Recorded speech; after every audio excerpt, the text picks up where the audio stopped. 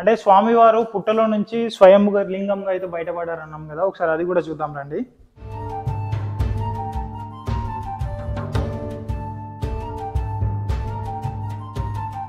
ఈ యొక్క క్షేత్రంలో స్వామివారి క్షేత్రపాలకుడుగా తేనెటీగలు ఉండడం విశేషం.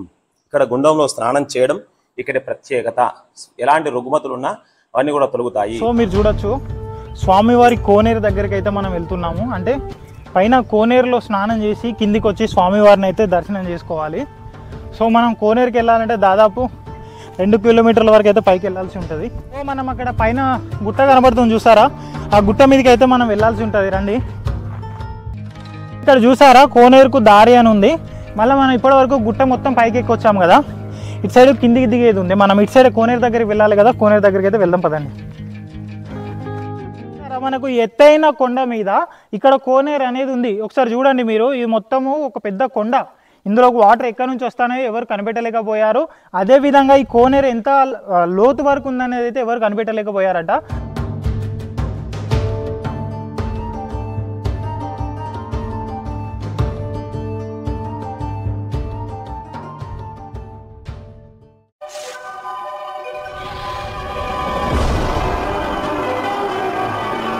హలో హాయ్ అండి, అందరికీ welcome back to our channel నానుక్షణం సంతోష్. సో ఫ్రెండ్స్ అందరూ ఎలా ఉన్నారు, బాగున్నారు అంటున్నాను.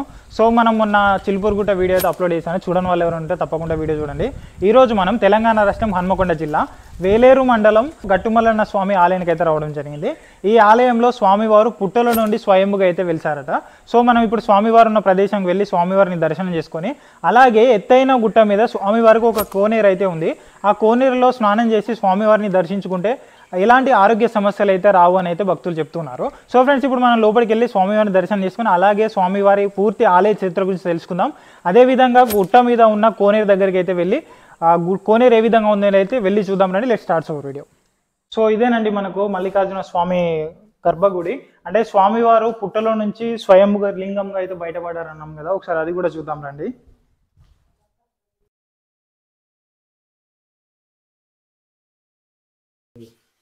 ఒకసారి చూడండి, మనకు పుట్టలో నుంచి శివలింగం బయటపడ్డదని మాట్లాడుకున్నాం కదా, ఇదే శివలింగం. శివలింగాన్ని చూడండి, సంవత్సరానికి చిందాకు మందమంత శివలింగం అయితే పెరుగుతూ ఉంటుందట. గర్భాలయంలో ఉన్న స్వామివారిని చూడండి, కొండల మధ్యలో స్వామివారి విగ్రహం ఏ విధంగా ఉందో.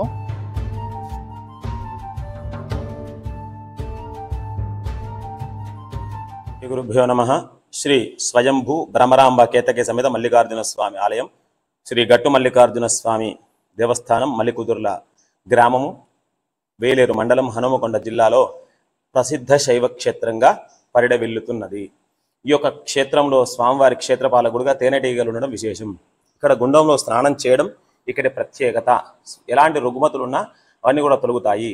అదేవిధంగా స్వామివారికి ప్రతి వార్షికం సంవత్సరానికి శివరాత్రి నుంచి ఉగాది వరకు బ్రహ్మోత్సవాలు అత్యంత వైభవపేతంగా 10 వారాల పాటు నిర్వహించడం జరుగుతుంది. శివరాత్రి ఉత్సవం ప్రారంభమై ఉగాది స్వామివారికి పంచాంగ శ్రవణం, పచ్చడి, అదేవిధంగా ప్రసాద వితరణతో ముగించడం జరుగుతుంది. ఈ స్వామివారికి స్వయంభూగా ప్రతి సంవత్సరం చింతాకు మందంలో పెరగడం అనేటువంటిది ఇక్కడ స్వామివారి ప్రత్యేకత.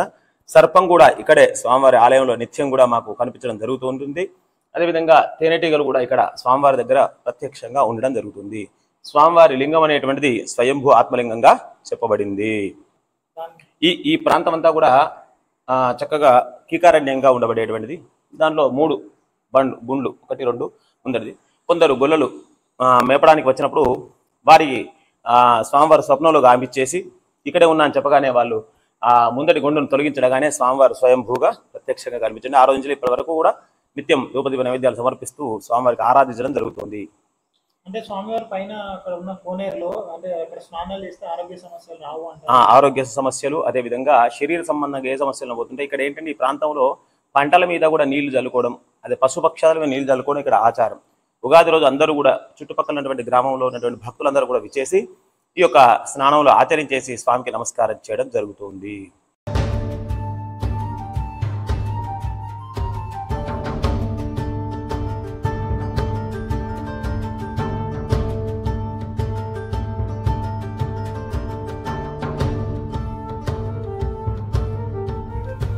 సో మీరు చూడొచ్చు, స్వామివారి కోనేరు దగ్గరికి అయితే మనం వెళ్తున్నాము. అంటే పైన కోనేరులో స్నానం చేసి కిందికి వచ్చి స్వామివారిని అయితే దర్శనం చేసుకోవాలి.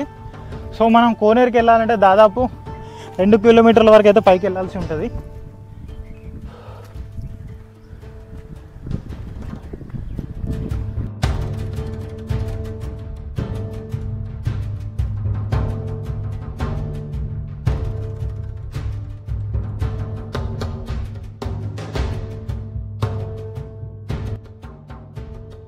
ఈ కొండ మీదకి ఎక్కడానికి మనకైతే మెట్ల మార్గం అయితే లేదు. చూడండి ఇక్కడ ఈ ఐరన్ దాన్ని సపోర్ట్గా చేసుకొని మనం ఈ కొండ మీదకి అయితే ఎక్కాల్సి ఉంటుంది. అటు లాస్ట్కి చూడండి ఏదో కోట గోడలాగా అయితే కనిపిస్తూ ఉంది. మనమైతే ఇంకా పైకి వెళ్ళాలి.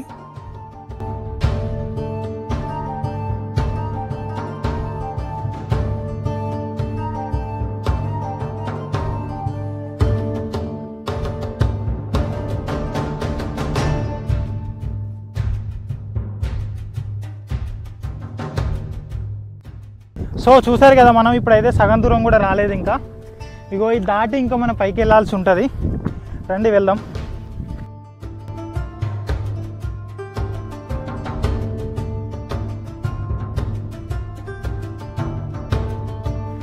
సో మనం అక్కడ పైన గుట్ట కనబడుతుంది చూసారా, ఆ గుట్ట మీదకి అయితే మనం వెళ్ళాల్సి ఉంటుంది. రండి.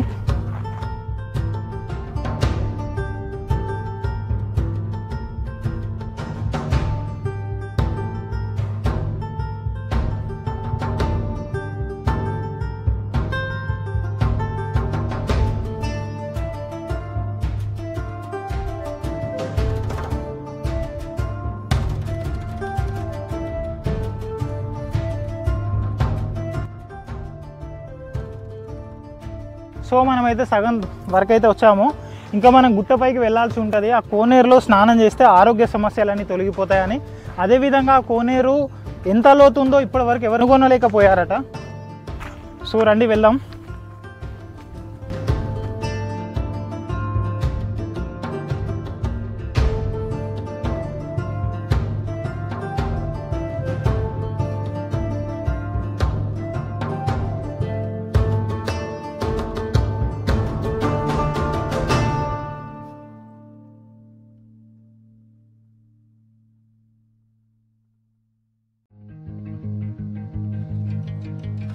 ఇక్కడ చూసారా కోనేరుకు దారి అని ఉంది.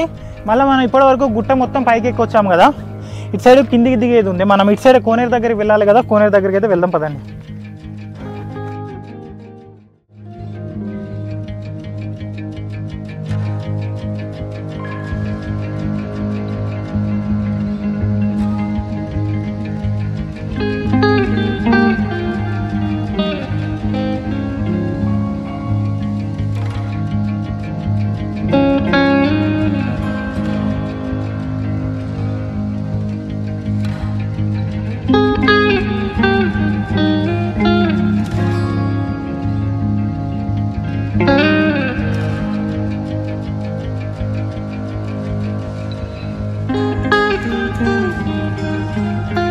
చూసారా మనం కోనేరు దగ్గరికి అయితే రావడం జరిగింది.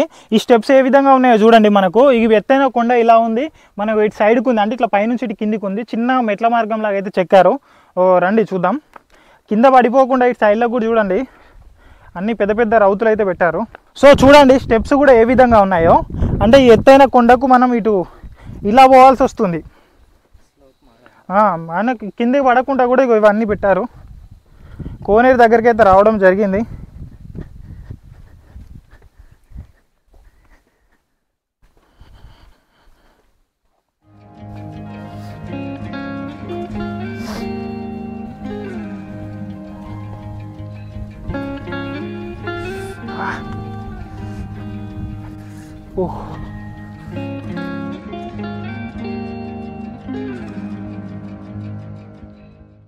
సో చూసారా మనకు ఎత్తైన కొండ మీద ఇక్కడ కోనేరు అనేది ఉంది. ఒకసారి చూడండి మీరు, ఇది మొత్తము ఒక పెద్ద కొండ.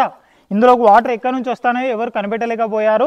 అదేవిధంగా ఈ కోనేరు ఎంత లోతు వరకు ఉందనేది అయితే ఎవరు కనిపెట్టలేకపోయారట. సో ఒకసారి చూడండి మనకు ఈ కోనేరులో, అంటే మనం కింద భూమి ఉన్న ప్రాంతంలోనే వాటర్ అనేది కొద్ది రోజులకి ఇనికిపోతూ ఉంటాయి. అదే ఈ ఎత్తైన కొండ మీద ఈ రాతి బండ మీద నీళ్లు అనేది ఇనికిపోకుండా సంవత్సర కాలం, అంటే 365 రోజులు నీళ్లు ఇలాగే ఉంటాయని అయితే మనకు ఈ ఆలయ పరిసర ప్రాంతాల వాళ్ళు, అలాగే పూజారి వాళ్ళు కూడా చెప్పారు. ఇక్కడ వాటర్ ఎప్పటికీ ఇలాగే ఉంటాయని. అదేవిధంగా ఈ కోనేరులో స్నానం చేసి స్వామివారిని దర్శించుకుంటే, ఈ కోనేరులో స్నానం చేస్తే ఎలాంటి ఆరోగ్య సమస్యలు రావని, ఆరోగ్యాలతో ఉంటారని అయితే భక్తులు అయితే నమ్ముతూ ఉన్నారు. సో ఒకసారి మనం చూడండి ఈ కోనేరు ఏ విధంగా ఉందో.